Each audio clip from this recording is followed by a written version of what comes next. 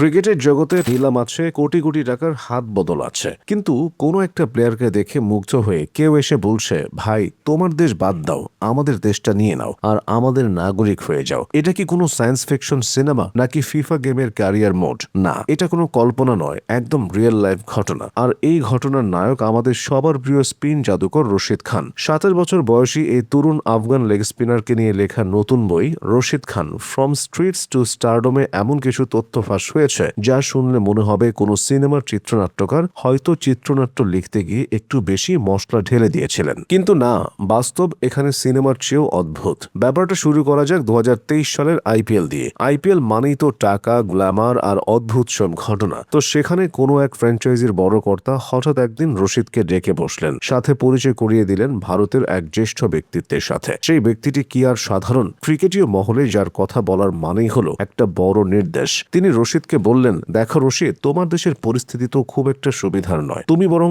আমাদের এখানে চলে আসো। আমরা তোমাকে ভারতের পাসপোর্ট, কাগজপত্র সব রেডি করে দিচ্ছি, তুমি এখানেই থেকো আর আমাদের হয়ে ক্রিকেট খেলো। পুরো ঘটনাটা কল্পনা করুন তো, একজন আন্তর্জাতিক ক্রিকেট তারকা যে কিনা কয়েকটা আইপিএল ট্রফির মালিক, তাকে বলা হচ্ছে, আরে পাসপোর্ট ভিসার ঝামেলা ছাড়ো, আমাদের নাগরিক হয়ে যাও। রশিদ খান তখন কি ভাবছিলেন? বেচারা রশিদ প্রথমে ভেবেছিলেন হয়তো কোনো বড় ধরনের তামাশা চলছে। তিনি তো অবাক, হতভম্ব, মুখ দিয়ে কথা ফুটছে না তার। কিন্তু রশিদ খান বলে কথা, তিনি তো আর অত সহজে গলে যাওয়ার মানুষ নন। তিনি সুন্দর একটা হাসি দিলেন, সেই পরিচিত অমায়িক হাসি, আর বললেন, ভাই আপনাকে অনেক অনেক ধন্যবাদ, কিন্তু আমি তো আমার দেশ আফগানিস্তানের হয়ে খেলছি, আমি অন্য কোনো দেশের হয়ে খেলাটা চিন্তাও করতে পারি না। শুনে ভারতের সেই কর্তা হয়তো নিজের কপালে হাত দিয়ে ভেবেছিলেন, এত টাকা, এত সুযোগ, এত বড় অফার, তাও ছেলেটা এত বোকা। না, রশিদ বোকা নন, তিনি আসলে লয়াল বা একনিষ্ঠ। শুধু ভারত নয়, অস্ট্রেলিয়ার পক্ষ থেকেও এমন অদ্ভুত অফার এসেছিল বলে জানিয়েছেন রশিদ। অস্ট্রেলিয়া যে দেশটা নিজে এত শক্তিশালী, যারা কিনা ক্রিকেটে আধিপত্য বজায় রাখে, তারাও রশিদকে দেখে টালমাটাল। ব্যাপারটা অনেকটা এরকম,